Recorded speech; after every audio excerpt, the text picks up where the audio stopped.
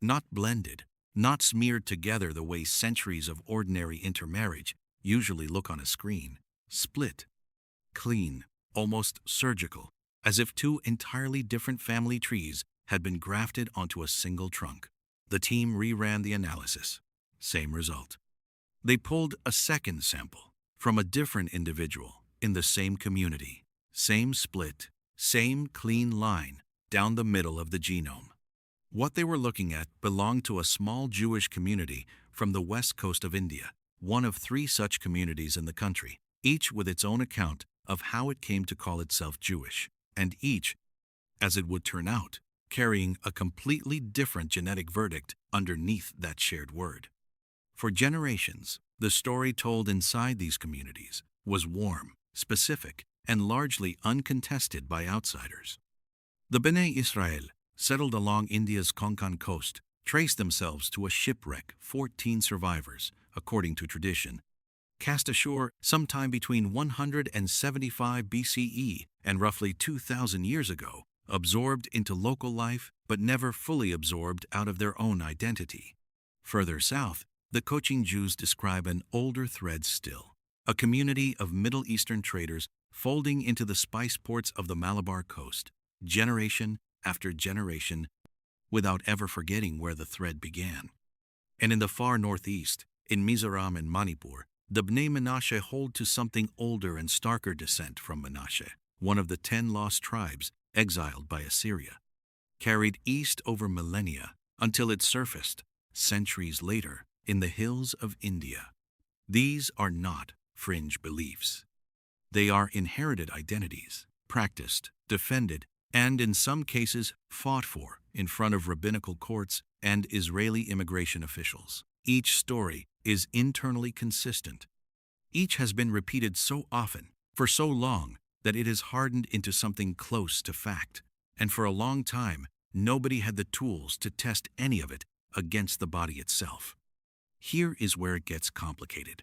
When geneticists finally had the tools, genome-wide analysis, not just a handful of markers, they didn't find one answer. They found 3 different answers wearing the same claim. Start with the Bene Israel, because their case produced the clearest anomaly. A landmark 2016 study out of Tel Aviv University and Cornell University, published in the journal PLOS 1, sequenced 18 Bene Israel individuals and compared them against nearly 500 others from Jewish, Indian, and Pakistani populations.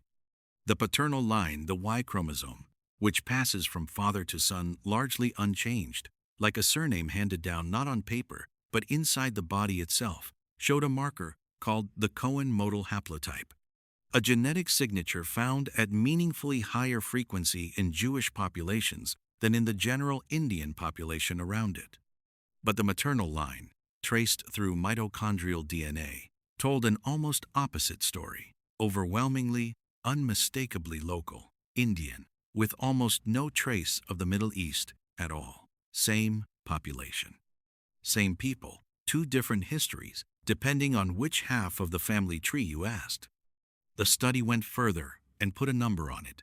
The admixture event occurred somewhere between 19 and 33 generations ago, an average of about 25 generations, or roughly 800 years, and it was not an even mixture.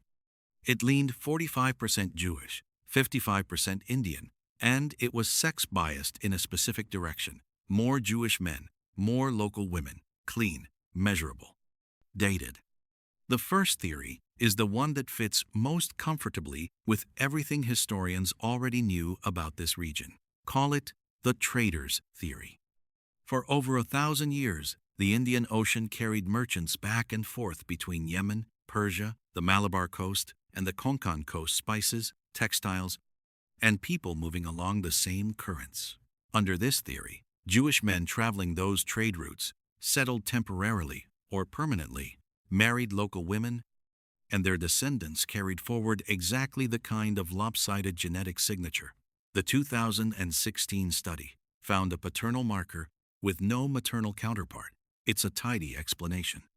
It matches known shipping routes, known trading seasons, known patterns of male-dominated long-distance commerce across the ancient world. But here is where the tidiness runs out.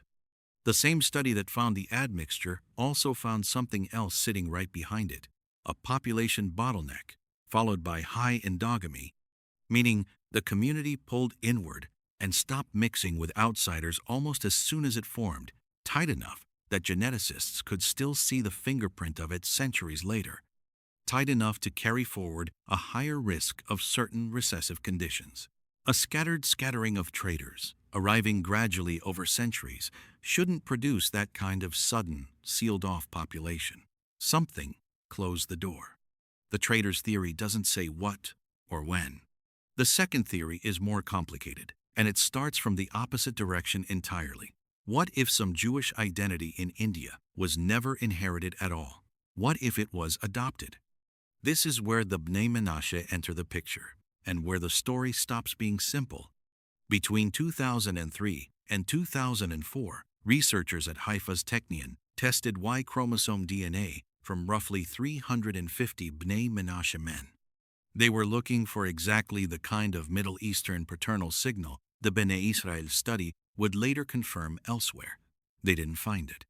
What they found instead were East and Southeast Asian-specific lineages and a conspicuous absence of haplogroup J, the marker most associated with Jewish paternal ancestry across the diaspora. Researchers are careful to frame this as probability, not certainty. The absence of a marker isn't a smoking gun. It only fails to provide the confirmation that would make the case straightforward. A separate 2005 study, run out of Kolkata, did detect some trace of Near Eastern ancestry on the maternal side, but the researchers themselves suggested this was likely an artifact of thousands of years of general intermarriage across the wider Near and Middle East region background noise, not a signature. And here the second theory hits its own limit. It explains Bnei Menashe. It does not explain Bene Israel or Cochin, where the paternal signal is specific, dated, and consistent with an actual historical admixture event. Adopted identity can't be the whole answer either, because for at least two of these three communities, the body is telling a story the mind didn't have to invent. The third theory is the one most researchers are hesitant to say out loud, because it doesn't resolve anything, it multiplies the problem. What if there was never one migration to unravel, but several, unrelated, centuries apart, later flattened by memory into a single narrative? The same 2016 study used a method called globetrotter to trace the Jewish side of the Bene Israel's ancestry to a specific blend of source populations, Greek, Yemenite, and Middle Eastern Jewish communities, a mixture that doesn't cleanly match a single shipwreck of 14 people from one place. Meanwhile, other genetic work on Cochin Jews points toward an admixture window centuries earlier still, closer to the early medieval period. The data doesn't confirm three fully separate founding events. It only fails to rule them out. And that gap between what the timeline requires and what the oral traditions describe is not something any single study has closed. Imagine standing on the Konkan coast 800 years ago at the edge of a monsoon. The air is heavy enough to taste salt and wet wood, and the sharp smell of fish drying on racks along the shore. A boat has come in, damaged or simply delayed, carrying a handful of men who speak a language the fishing families here have never heard. They don't stay strangers for long. Within a season, one of them is eating rice cooked the way his neighbor's mother cooks it. Within a few years, there's a child who will grow up speaking only Marathi, who will light a lamp on a Friday evening the way his father did, without ever being able to explain, decades later, exactly where the practice came from or exactly who brought it. Nobody in that fishing village is thinking about haplogroups or admixture percentages. Nobody is keeping records for geneticists 8 centuries in the future. They are just living, marrying, raising children who will carry, quietly and invisibly, half of a stranger's ancestry forward into a country that will one day try to measure it. This is the part the records don't explain, and it's also the part that turns the whole story on its head. Of the 3 communities, the one that has fought hardest, lobbied longest, and defended its Jewish identity most publicly in front of rabbinical courts and Israeli government ministries, is the Bnei Menashe, and it is also the community with the weakest genetic case. Bene Israel, by comparison, rarely needed to argue the point this aggressively, and it's the community carrying the clearest, most specific, most datable Middle Eastern paternal signature of the three. Not by coincidence, not by years, by centuries of a very different kind of history sitting quietly under two very different public postures. One researcher involved in Indian Jewish genetics has described it more simply than any dataset could. Identity, she said, is something a community builds together, out loud, over generations. Ancestry is something that happens to a body, quietly, usually without anyone's permission or knowledge, long before anyone thinks to ask. The two don't have to agree. Here, they don't. Zoom out far enough, and this stops being a story about India at all. It becomes a story about what genetic ancestry actually is and isn't a record, not a referendum. Populations everywhere carry the same kind of split ledger.